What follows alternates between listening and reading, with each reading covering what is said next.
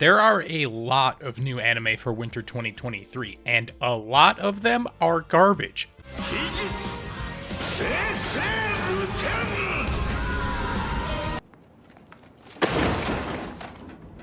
Sure, we got some bangers like Vinland Saga Season 2 and Bungo Stray Dogs, but the amount of just absolutely mid-isekais is on a whole nother level. Strong kid goes to school and is still strong. Strong guy reincarnates and is still strong. Hero king reincarnates and is strong. And a girl.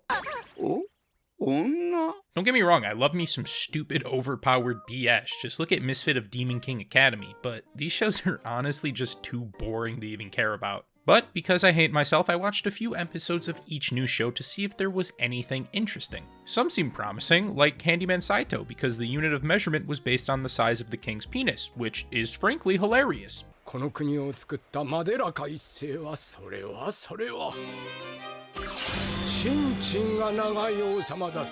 But then we just started licking armpits and it got a little weird.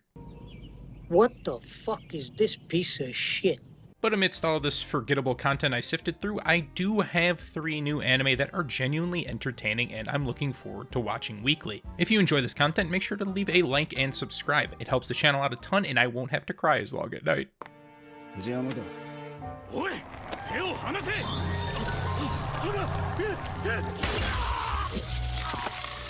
I guess you could say he lost his marbles. Kingsman with superpowers, that's the show. I'm sure High Card probably went under the radar for a lot of people this season, and even I'll admit I was a bit hesitant. I have had terrible experiences with mixed media projects in anime.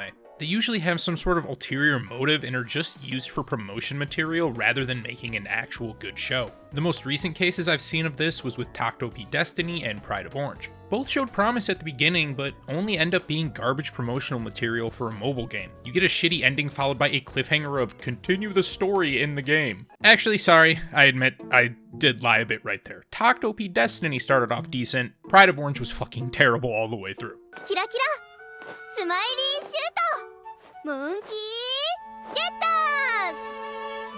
However, at least with High Card, it doesn't look like it's attached to some mobile game. Instead, it's listed as having novels, a manga, drama series, and an anime. I'm just hoping the show continues to be as good as it started, because it's really enjoyable. Basically, there's a deck of cards and everyone wants them, but this lady in the sky named Lala does not want people to have them, so they become scattered across the land. Each of these cards is tied to an ability and can be played by the person who possesses it. Each person can only play one card, and they vary in strength and abilities, with 2 being the weakest. We got our boy Finn Oldman trying to save his childhood orphanage from a land shark by selling some things that he has pickpocketed on the street. However, the only thing considered valuable was the 2 of spades he possessed. Not wishing to part with it, he does what any responsible person would do who's down on their luck and needs some quick cash. Goes to the casino.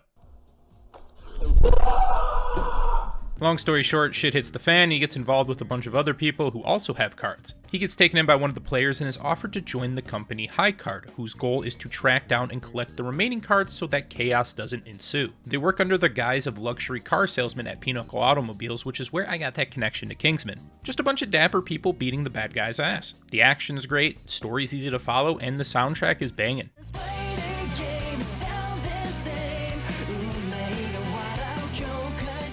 You become super interested in seeing who else possesses cards and what their powers are and how High Card will be able to deal with them. I'm also curious to see how Finn's power develops. Does he truly have the weakest card with a 2 of spades? Or is the deck based off something like the game Big 2, where 2 is the highest card in the game? And before you ask, yes, I looked that up on Google and I have zero idea what that game is. For me personally, High Card has had the strongest start of any of the new animes this season. But as I mentioned, I'm just hoping it doesn't turn sour like most of the mixed media projects I've seen so far.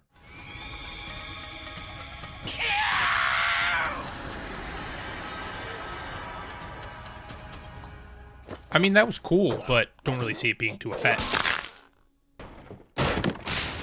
Okay then. You ever want to get back at someone who's wronged you in the past? Maybe it was your high school bully Jared who took your gushers at lunch every day, but you couldn't do anything because he was 6'4" and had a full beard at 14. He's got documentation. You would get absolutely mollywopped in a fight, so you may never get that revenge you're looking for, leaving you to live this life of sadness. Or you could just bite down on a coin and have some guys kill him with a piece of paper. That's a bit of a drastic example, but that's pretty much what we're dealing with in Revenger. Kurima Raizo, an established samurai, is found staying under a bridge. He's just killed a man, someone who was important to him. He's approached by Usui Yuen, a man who runs an odd job service and has inquired about his situation. Turns out Kurima's situation is a bit fucked. He ends up joining Usui's odd job agency, and the odd job they specialize in is murder. More specifically, revenge. Many people have been wronged in their life and have never had the strength to do anything about it. On death's door, they can choose to bite down on a coin, and Usui's group will enact revenge for the person on their behalf. Think of it like Gintama, but minus the comedy and the addition of a lot more murder.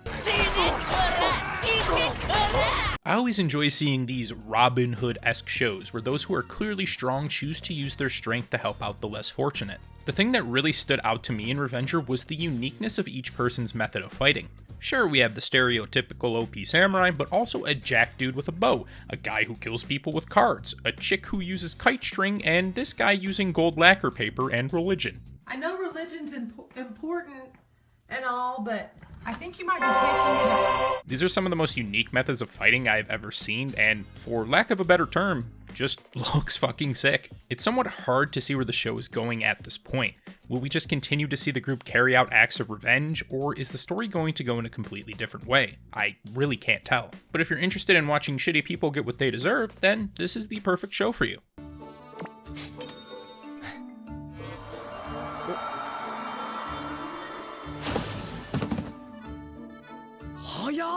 This is like a live look at how fast MAPPA executives expect the animators to work. Say it with me, everyone. MAPPA cooking isekai. I honestly had no expectations of the show being even remotely enjoyable, but knowing it was done by MAPPA, I knew it'd at least look nice. But like low-key, show's kind of a banger. We got our boy Mukoda, who's been summoned to another world as a hero. But whereas the others have skills such as Holy Sword Wielder and Sacred Magic, Mukoda can order food online.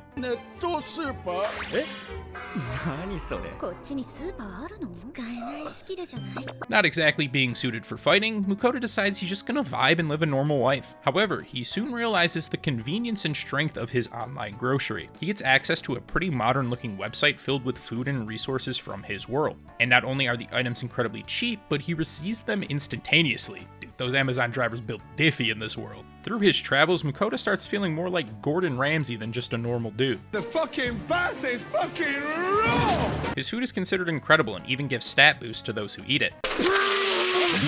いきなりどうしたんすか?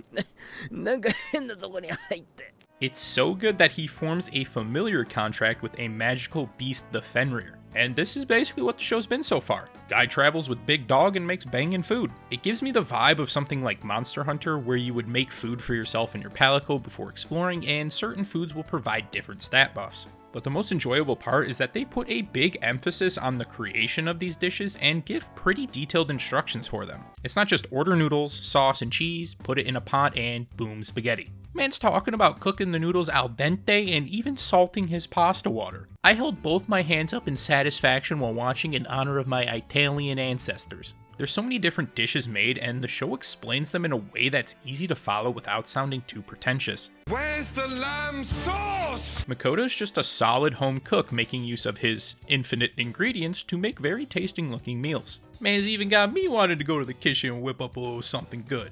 But then I remember I am lazy and just order takeout. It's been the first food-based show since Food Wars that I've actually enjoyed, and there's no tentacles performing obscene activities on the people who are eating.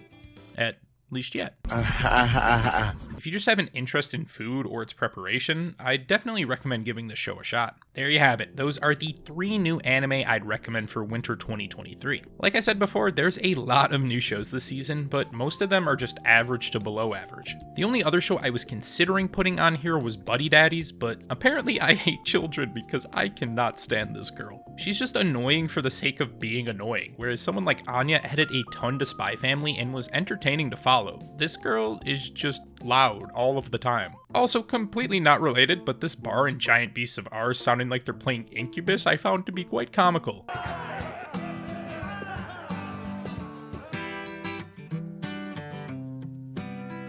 In addition to the shows I mentioned, the animes that I'm following most closely are Vinland Saga Season 2 and Bungo Stray Dogs 4. But make sure to let me know in the comments which anime you're looking forward to the most this season. Again, I know I've made the promise to be more consistent with videos, but I feel I can finally fulfill on that promise. I have a lot of ideas planned and hope you'll be around here for the ride. If you enjoyed this video, make sure to leave a like and subscribe. If you want to support me further, the link to my Patreon is in the description. There's a bunch of cool rewards like early access, Discord badges, picking stream games, exclusive content, and shoutouts at the end of my videos, like for Killer Bunny, Leon, Little PK, Nova, Peppy Jewel, Nicholas Gutierrez, Tech Rob, Shaky Pants, and Chupa. That's all for this time. Hope to see you here again.